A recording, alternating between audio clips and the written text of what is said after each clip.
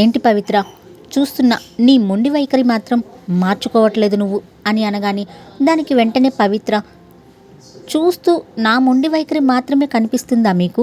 మీ దృష్టిలో నేను మొండిదాన్ని ఒప్పుకుంటాను, కానీ నా ఈ మొండితనానికి కారణం మీ అమ్మగారేగా. 5 సంవత్సరాల క్రితం మీ అమ్మగారే కదా మనల్ని విడికాపురం పెట్టుకోమని ఇంట్లో నుండి తరిమివేశారు. తరిమివేయడమేంటి పవిత్ర, అలా మాట్లాడకు. లేకపోతే ఏమిటండి, అప్పటి నుండి వేరే అంటూ 2 ఏళ్ల మన శ్రీజని డే కేర్లో దింపుకుని ఆఫీస్కి వెళ్తూ ఎంత కష్టపడేదాన్నో చూసి కూడా మీరు ఇలా మాట్లాడడంలో ఏమైనా అర్థం ఉందా? అప్పుడేదో జరిగిపోయింది, ఇప్పుడు అమ్మ నాన్నగారు తమంతటి తామే అంటున్నారు, కళ్యాణ్ నీ దగ్గరికి వచ్చి ఉంటాం, పవిత్ర ఆఫీస్కి వెళ్ళిపోతే బాబీ గారిని మేం చూసుకుంటాము అని. అంత అవసరమేమీ లేదని చెప్పండి. ఇంకా కాదు కూడదు అంటే పిల్లల్ని తీసుకుని నేనే మా అమ్మగారింటికి వెళ్ళిపోతాను. మీరు మీ పేరెంట్స్తో ఉండొచ్చు. అప్పుడు మీ అమ్మగారు మనల్ని వెళ్ళిపోమన్నట్లే. ఇప్పుడు మీరు నన్ను పిల్లల్ని వెళ్ళిపోమన్నారు అనుకుంటూ వెళ్ళిపోతాను. పదవే శ్రీలు అంటూ చేతిలో ఉన్న 4 నెలల బాబు కూతురుతో పుట్టింటికి వెళ్ళిపోవడానికి సిద్ధమైంది పవిత్ర. పవిత్ర మాటలకు కళ్యాణ్ ముఖం చిన్నబోయింది. అదేమిటి పవిత్ర, అలా మాట్లాడతావు? నువ్వు మీ అమ్మగారింట్లో, నేను మా అమ్మా నాన్నలతో ఉండడం ఏంటి? ఈ చిన్న విషయానికే మన బంధానికి అడ్డుగోడలు వేసుకుందామా? తండ్రి అలా మాట్లాడుతూ ఉంటే 7 ఏళ్ల కూతురు శ్రీజ కళ్ళు పెద్దవి చేసుకుని తండ్రి వైపే చూస్తోంది. నిన్నటి నుండి ఇంట్లో ఇదే పరిస్థితి, మనం అమ్మమ్మ వాళ్ళ ఇంటికి వెళ్ళిపోదామే శ్రీజ అంటూ తల్లి తనతో అంటూ ఉండడం, తండ్రి అమ్మను బతిమిలాడ్డం చూస్తూనే ఉంది. మా అమ్మ నాన్నగారు మనతో కలిసి ఉండాలని నీ దగ్గరకు వచ్చేస్తాంలా కళ్యాణ్ అని అంటూ ఉంటే వద్దని ఎలా చెప్పగలను పవిత్ర? ఇంటికి పెద్ద కొడుగ్గా వాళ్ళని చూసుకోవలసిన బాధ్యత నాకు లేదా చెప్పు? ఏం మీ పెద్దన్నయ్య దగ్గర మీ అమ్మా నాన్న ఉండడం లేదా? వెంటనే పవిత్ర నుండి ఎటువంటి సమాధానం లేదు. కళ్యాణ్కి చాలా భయంగా ఉంది. పవిత్ర పిల్లల్ని తీసుకుని వెళ్ళిపోతుందేమోనని. చాలా పట్టుదల పవిత్రకి. విషయం తెలిస్తే అమ్మా నాన్నగారు ఎంత బాధపడతారు? మా గురించి మీ సంసారంలో కలతలేమిటిరా అంటూ అమ్మ ఏడ్చేస్తుంది. ఈ వయసులో తాము వాళ్ళని క్షోభ పెట్టినట్టు కాదా? అయినా పవిత్రకేమిటి అంత అహం? సంసారం అన్నాక ఏవో సమస్యలు వస్తూనే ఉంటాయి. ఏదో జరిగిందని ఇంకా దాన్ని పట్టుకుని వేలాడడం ఏమిటి? మూర్ఖత్వం కాకపోతే 8 సంవత్సరాల క్రితం కొత్తగా పెళ్ళై అత్తవారింటికి వచ్చిన పవిత్ర అత్తవారింట్లో తను కోరుకున్న ప్రైవసీ లేదని తను వెంటనే గ్రహించింది. మామగారు కాలేజ్ చదువుతున్న 2 ఆడపడుచులు, మరిది, వచ్చిపోయే బంధువులతో ఇల్లు ఎప్పుడు హడావిడిగా ఉండేది. పైగా అద్దె ఇల్లు, 2 బెడ్రూమ్లు, హాల్, వంటగది మాత్రమే. భర్త పక్కన కూర్చుని మాట్లాడుకోవడానికి అవకాశం ఉండేది కాదు. రాత్రివేళ ఇద్దరూ కలిసి కబుర్లు చెప్పుకుంటూ భోజనం చేయాలనిపించేది. పగలంతా ఇద్దరికి ఆఫీస్లో గడిచిపోయిన సాయంత్రం ఇంటికి వచ్చాక భర్తతో ఏకాంత సమయాన్ని కోరుకునేది. తమ బెడ్రూమ్లోకి వచ్చి హాయిగా రిలాక్స్ అవుదాం అని అనుకుంటుంటే మరిది అక్కడే చదువుకుంటూ ఉండేవాడు. రాత్రి 10ంటికి కానీ ఇల్లు సద్దుమణిగేది కాదు. శని ఆదివారాలు తలుపులు వేసుకుని పడుకుంటే అత్తగారు, చూడు పవిత్ర, పెళ్ళి కాని పిల్లలు ఉన్నారు ఇంట్లో, అలా మీరు తలుపులు బిడాయించుకుని పడుకోవడం బాగుండదు. నువ్వు రెస్ట్ తీసుకోవాలనుకుంటే హాల్లోనో మరో గదిలోనో పడుకోమని చెప్పేసరికి తనకి తల కొట్టేసినట్లుగా అనిపించేది. శని ఆదివారాలు సాయంత్రం పూట ఏదైనా మూవీకి కానీ పార్కుకి కానీ వెళదాము అంటే ఇంట్లో చెల్లాయిలు ఉండగా మనం షికార్లకు వెళ్ళడం ఏమిటని కొట్టిపారేసేవాడు కళ్యాణ్. చిన్న చిన్న అసంతృప్తులు, సర్దుబాట్ల మధ్య పెద్దది శ్రీజ పుట్టడం జరిగిపోయింది.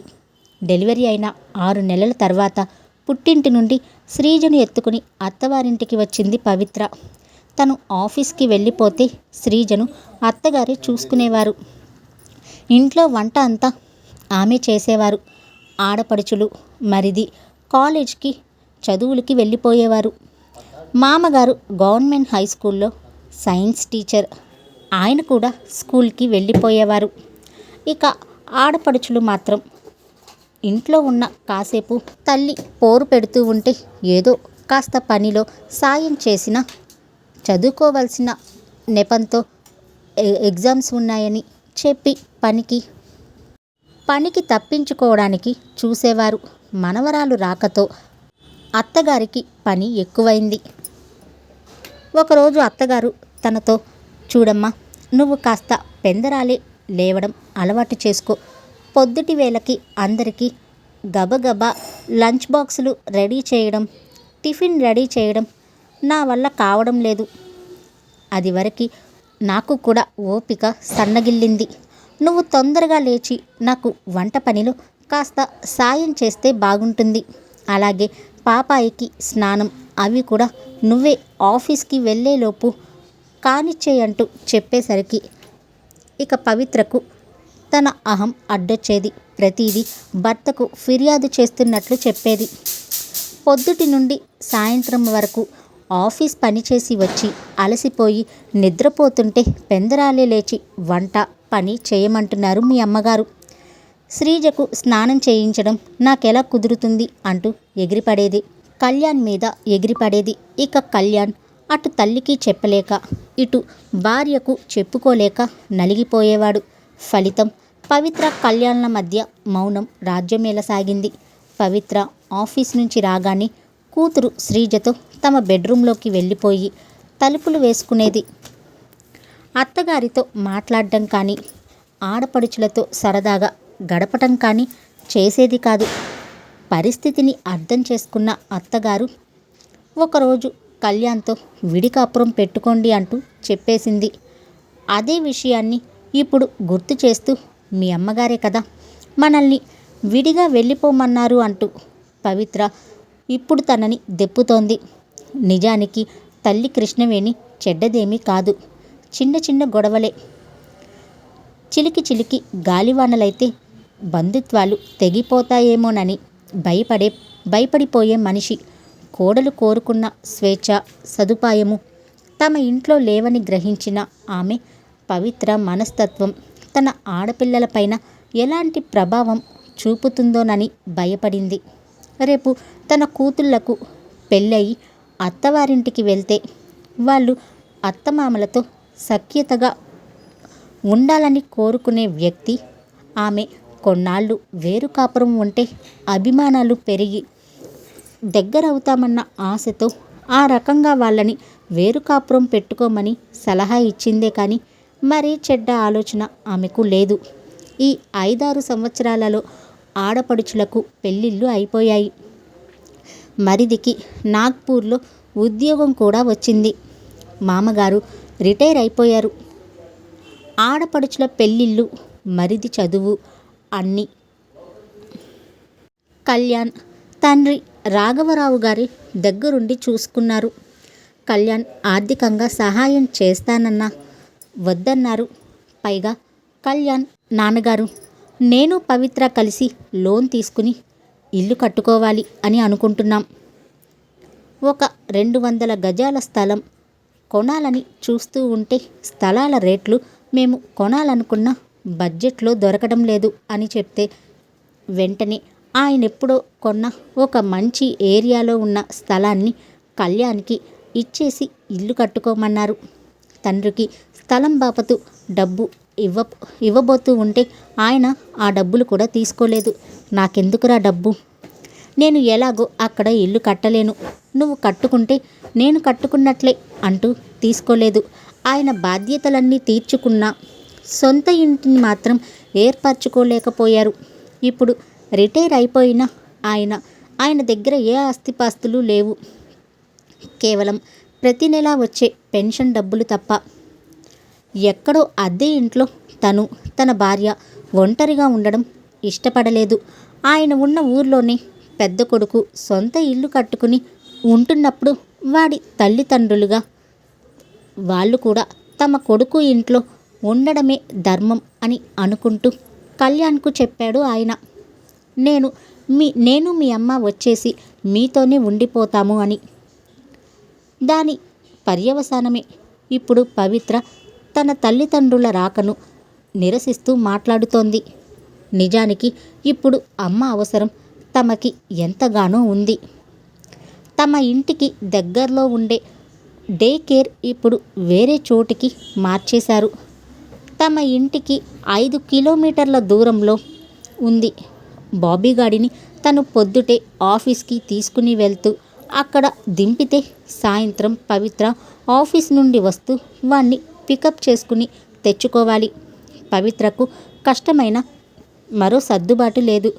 పెద్దది శ్రీజ స్కూల్ సాయంత్రం 4 గంటలకే అయిపోతే తాము వచ్చే వరకు దాన్ని అక్కడే ఏదో ఒక ట్యూషన్లో పెట్టాలి. ఇవన్నీ పవిత్రకు తెలియనివా? కానీ అహం తొందరగా ఒప్పుకునే స్వభావం కాదు. మేకపోతు గాంభీర్యాన్ని వలకపోస్తోంది. కానీ బాబీగాడి రాకతో ఇటు వాణ్ణి పాప శ్రీజను చూసుకుంటూ ఆఫీస్కి వెళ్ళి రావడం ఎంత కష్టమో తెలియదా తనకు? చివరి ప్రయత్నంగా పవిత్రతో వస్తామంటున్న అమ్మా నాన్నగారిని రావద్దని ఎలా చెప్పమంటావు? కొన్నాళ్ళు ఉంచుకుందాం. ఆ తర్వాత నాగ్పూర్లో ఉన్న మా తమ్ముడు వేణు దగ్గరికి పంపిస్తాను అని చెప్పి పవిత్రను మొత్తానికి ఒప్పించాడు. కళ్యాణ్ తల్లిదండ్రులు వచ్చిన 3-4 నెలల్లోనే ఇంట్లో ఎంతో మార్పు. మొదట్లో పవిత్ర అత్తగారితో చాలా ముభావంగా ఉండేది. కానీ ఆఫీస్కి వెళ్తూ పిల్లల విషయంలో ఏవో జాగ్రత్తలు సూచనలు చెప్పడానికైనా ఆమెతో మాట్లాడవలసి వచ్చేది. బామ్మ సంరక్షణలో బాబీగాడు బొద్దుగా అందంగా రూపుదిద్దుకుంటూ చిరునవ్వులను చిందిస్తూ ఉన్నాడు. శ్రీజని డే కేర్లో వేసినప్పుడు ఎప్పుడు దానికి వైరల్ ఇన్ఫెక్షన్స్, తరచుగా జలుబు దగ్గు జ్వరం వచ్చేవి. ఎవరో ఒకరు ఆఫీస్కి సెలవు పెట్టి కూర్చునేవారు. పిల్ల కూడా అర్పకంగా ఉండేది. ఇప్పుడు అలా కాదు. అన్నంలో కరిగించిన నెయ్యి కలిపి ముద్దలు చేసి కథలు చెప్తూ బామ్మ తినిపిస్తూ ఉంటే అది బంతిలా తయారయ్యి చెంగు చెంగున గంతులేస్తోంది. అది వరకటిలా అత్తగారు చెప్పకుండానే పవిత్ర ఉదయాన్నే లేచి వంట పనిలో సాయం చేస్తూ పిల్లలకు స్నానాలు అవి చేయించి ఆఫీస్కి వెళుతోంది. అప్పట్లో ఆమెలో ఉన్న అహం కొద్ది కొద్దిగా కరగనారంభించింది. రాత్రిపూట వంట పని నాదే, మీరు మావయ్య గారు ఏ గుడికో పార్కుకో వెళ్ళిరండి అంటూ అత్తగారికి విశ్రాంతినిస్తోంది. పిల్లల టెన్షన్ లేదు తమకి. ఇప్పుడు హాయిగా ఆఫీస్కి వెళ్ళి ఉద్యోగం చేసుకుంటున్నారు. మామగారు ఇంట్లోకి కావలసిన కూరగాయలు సరుకులు కొని తీసుకుని వచ్చేస్తున్నారు.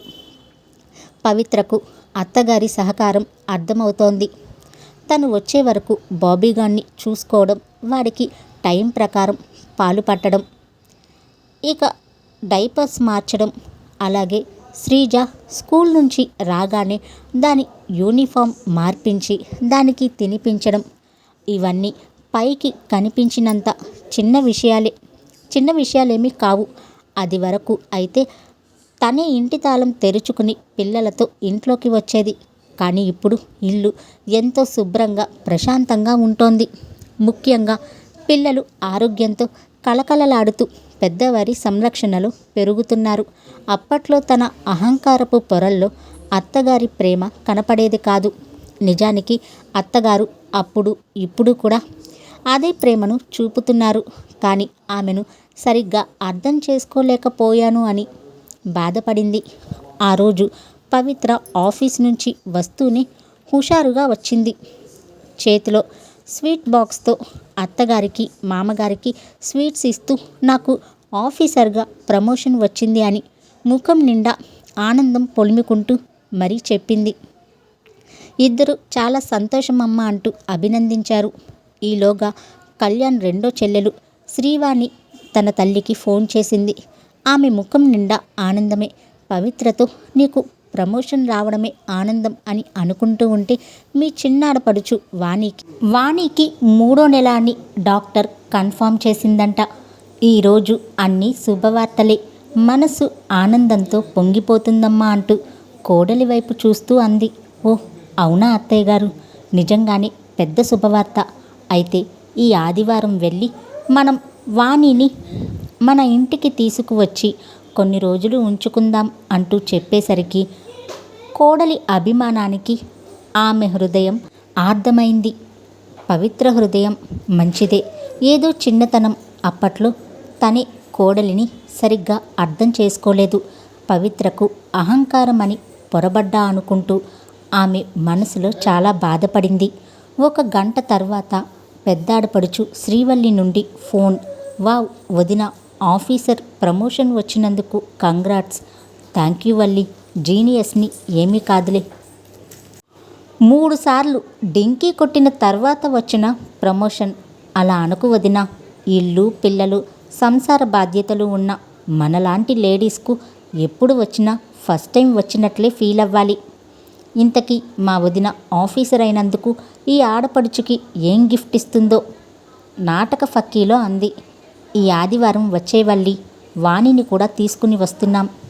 ఇద్దరికి మీకు నచ్చిన చీరలు కొనిపెడతాను.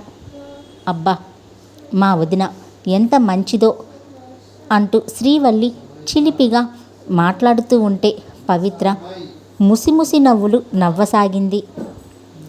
ఆ రోజు రాత్రి అయితే మేడం గారి దగ్గర నేను చాలా జాగ్రత్తగా ఉండాలి ఏమో అంటూ ఆట పట్టిస్తున్న కళ్యాణ్ వైపు ప్రేమగా చూస్తూ, నా ఈ ప్రమోషన్కి కారణం అత్తయ్య గారే. 4 సంవత్సరాల నుండి నేను నా కెరీర్ మీద సరిగ్గా ఫోకస్ చేయలేకపోయాను. అదీ కాక శ్రీజ ఎప్పుడు సిక్ అవుతూ ఉండేది. ఎక్కువ సెలవులు తీసుకున్న కారణంగా నా పర్ఫార్మెన్స్ అప్రైజల్కి పూర్ రేటింగ్ పడేది. అందుకే ప్రమోషన్కి డ్రాప్ అవుతున్నాను. కానీ అత్తయ్య గారు మావయ్య గారు ఇక్కడికి వచ్చిన ఈ సంవత్సరం కాలంలో ఒక్కరోజు కూడా నేను లీవ్ తీసుకోకుండా ఆఫీస్కి వెళ్ళి వస్తూ ఉన్నాను.